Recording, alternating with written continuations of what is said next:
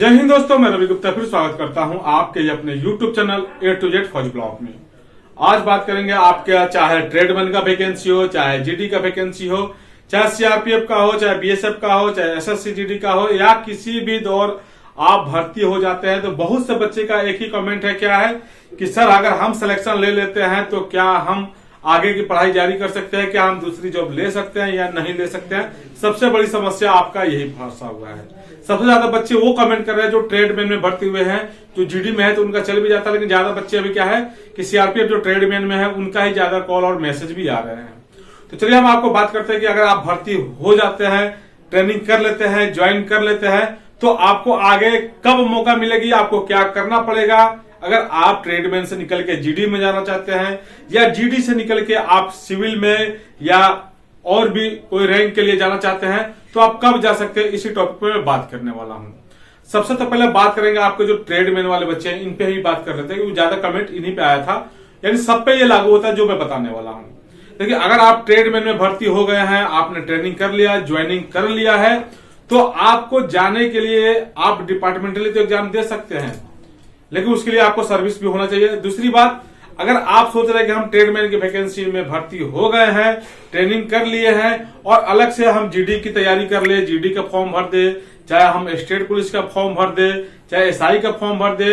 या डीएसपी दरोगा जो भी आपका जिसका भी भरना हो भर दे, तो आप नहीं भर सकते हैं। क्यों? इसका रीजन एक ही है। उसको कब भर सकते हैं उसको भी मैं बताने वाला हूं। सबसे पहले देखिए, जब आप ज्वाइनिंग करते हैं तो आपका जितना भी डॉक्यूमेंट होता है, आपका डॉक्यूमेंट जमा हो जाता है विभाग के पास, आपका ओरिजिनल डॉक्यूमेंट जमा हो जाता है, तो फिर आप लोग नहीं भर सकते हैं फॉर्म, जब आपके पास रहेगा ही नहीं। हाँ, लेकिन आप लोगों को मैं पहले ही बताया हूं कि जब भी आप ज्वाइनिंग करने जाए तो कम से कम 5-5 कॉपी उसका जेरोक्स अपने पास रखें, ताकि अगर आप फॉर्म अप्लाई करते हैं तो उस समय आप लगा सकते हैं,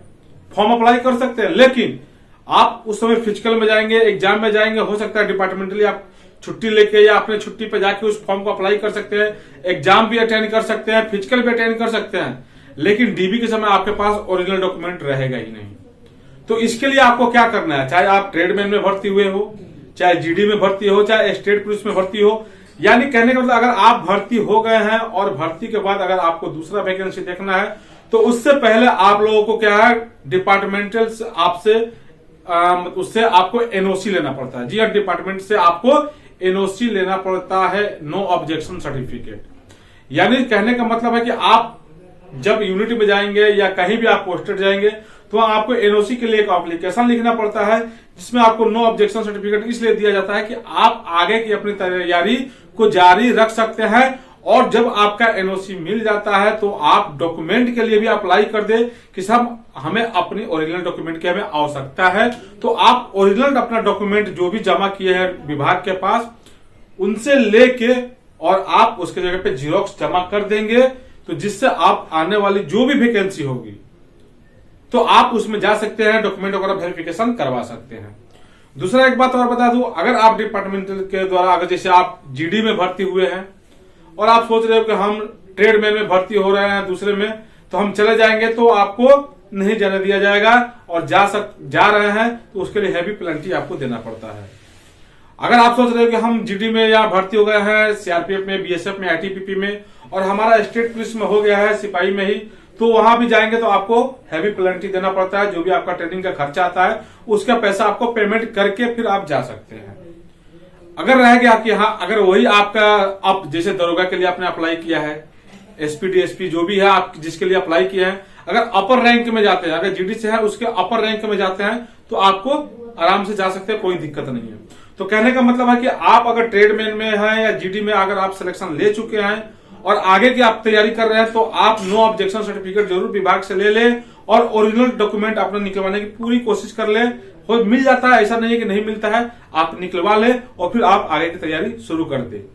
आप सोचोगे एंड टाइम पे हमें मिल जाएगा, तो नहीं मिल पाएगा, फिर आपको बाद में धोखा खाना पड़ेगा, समय से नहीं मिलेगा, फिर आप बाहर हो जाएंगे। तो जितने भी आपके कमेंट थे डॉक्यूमेंट से लेके आपके जो भी बच्चे मतलब हम ट्रेडमैन से जीडी में या जीडी से एसआई में या स्टेट पुलिस में जा सकते हैं, सबके लिए यही रूल लागू होता है। तो आप लोग देख लो, आपको तैयारी करना है तो ये सारा काम आपको पहले कर लेना चाहिए। ये वीडियो आपके कमेंट के द्वारा बनाया गया था। और भी अगर आपका कोई कमेंट हो तो आप कर सकते हैं। वीडियो पसंद आया तो ज्यादा से ज्यादा शेयर कर दीजिए। चैनल पर पहली बार आए तो चैनल को सब्सक्राइब कर लीजिए। फिर मिलेंगे दूसरे वीडियो में, तब तक के लिए जय हिंद, वंदे मातरम।